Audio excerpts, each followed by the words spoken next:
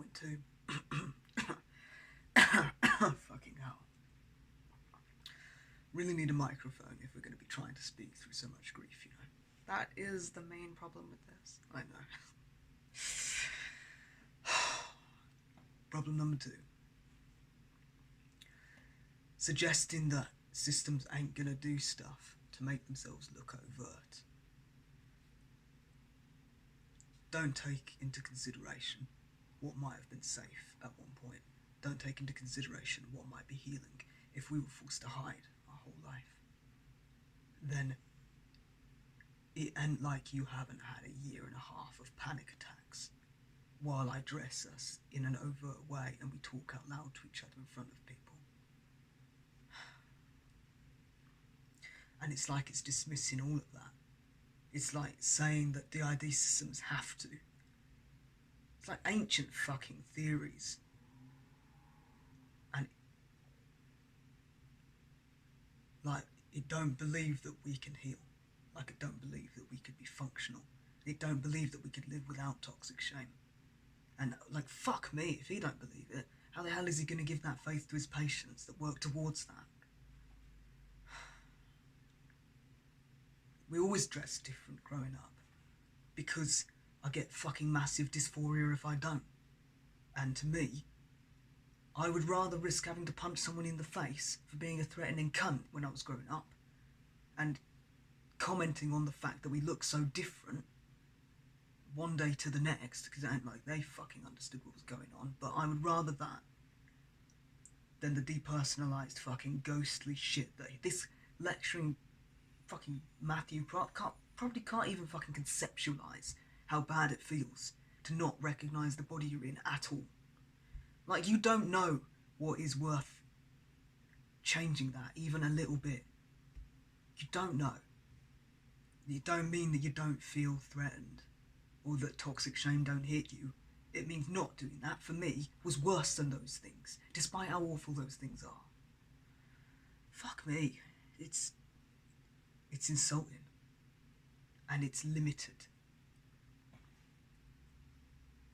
It's like saying you're only valid as a DID system if you are controlled by the pain and the trauma that you didn't choose to have endured and that you don't choose to have to work through every day. But it's like completely dismissing and validating the massive fuck ton of work that systems can choose to do to be able to behave in ways that are healing to them despite the pain and the difficulty and the shame that it brings up. That's the goal of fucking healing, innit? Jesus Christ.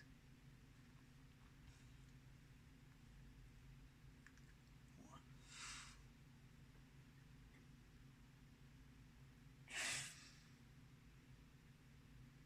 I'm not laughing at you. No, I can feel that enough. I haven't quite got why you're laughing, but I know it's not at me. It's actually really relieving to hear you get so angry about this, because it's been really hard for me to find a balance to speak about this that all parts of me would be able to engage with enough that I could speak about this without just shutting down immediately or panicking and spiraling or disconnecting and going into shutdown. Like, it's been really hard, and frankly the balance that I had to strike. My whole life I was taught that we owe people diplomacy and reason, even our abusers.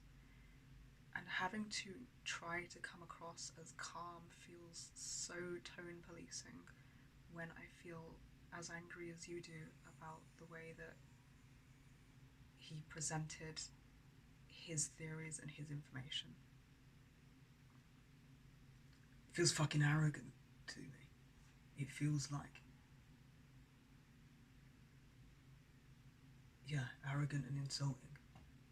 And like, he doesn't recognise how much work people that live with this do to be able to live in spite of it. Like, having a problem with the system celebrating their diagnosis with a cake, fuck me. If we get a diagnosis and it makes it a little bit easier for you to manage denial, I could see buying a cake. Like, that's not that crazy to me.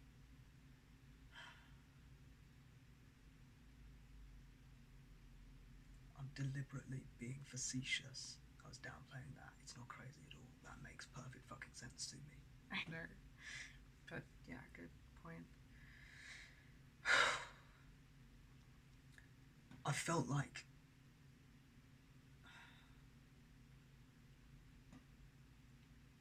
the only way that he would quantify you as being legitimate is if you are unable to move past your trauma symptoms and try to experience some semblance of a life around them. And I feel like that's so fucking harmful to the people we did it to and to anyone watching.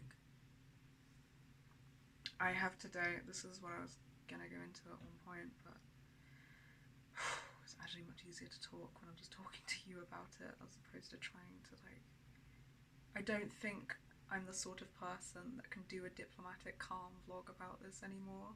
I really admire the systems who can, and that is too innately damaging to me after the lifetime of having to do that when it wasn't deserved. That just shuts me down, man. So yeah, I've actually literally, we did so much work to be able to start trying to speak about this, and like the vlogs in and of themselves are kind of work as well, because I'm kind of trying to process what I'm feeling so that I can work it out, because it's just been like a swirling mess of fucking chaos, and it's been destabilizing us, and it's been having a lot of serious impacts. So it's been like a couple of days at least of that, and then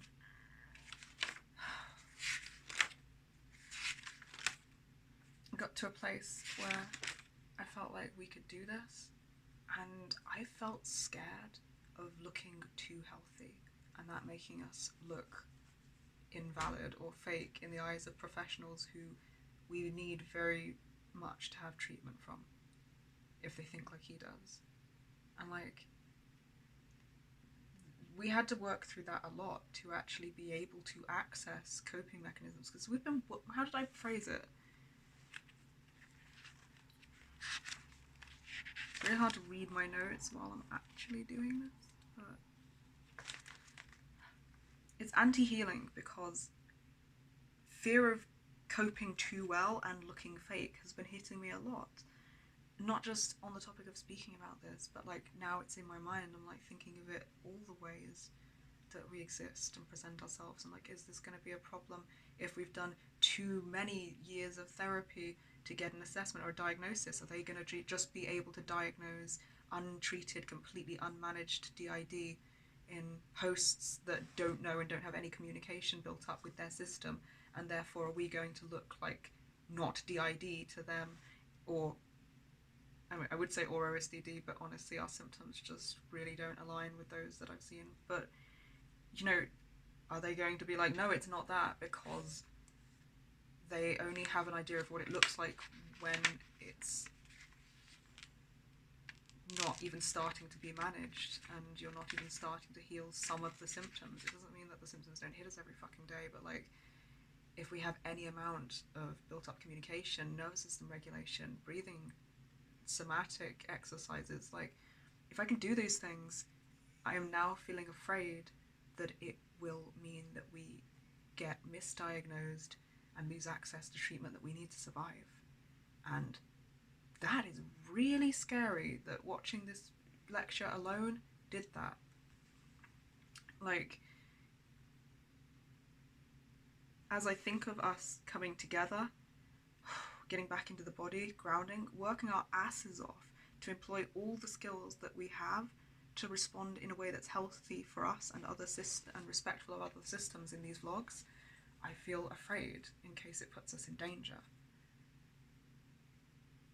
I feel like it needs to be thought about or talked about that the way Matthew presented his findings in that lecture could cause that effect. because I don't think it will be only me that it's caused this in. Same for what I was thinking with, like,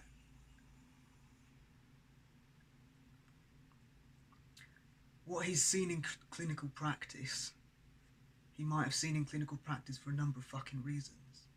It might present differently. And also, I mean, different systems are different. Maybe some don't get dysphoria and some don't need to make the body represent them a little bit better to feel comfortable and not depersonalise and not dissociate half as much. Maybe skirts aren't a trigger to some people, whereas, like, we have to change clothes just based off of which ones trigger which memories at some points anyway. And then, if you are hit by toxic shame all the time and you're unable to accept parts of yourself responding as themselves, and there is this deep-seated fucking need for self-protection to look like one person, that's going to affect the fucking presentation a little bit, as opposed to if you're actively working through them things, or if your experiences have differed. And maybe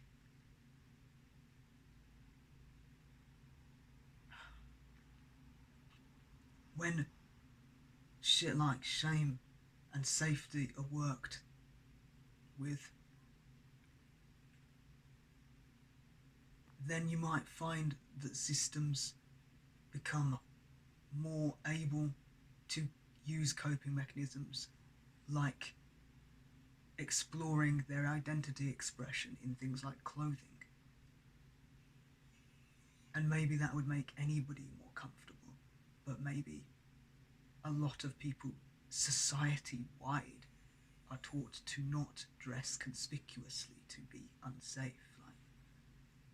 And maybe if they felt safer and less ashamed, they would be able to, and they would find that helped, and they might be more motivated to do it. Like, it just makes no sense to me, and it makes me feel fucking angry that he could say things implying that you ain't really struggling with the things you're struggling with or having this disorder if you can do things that help you manage the symptoms of this disorder. It's fucking mind-blowing.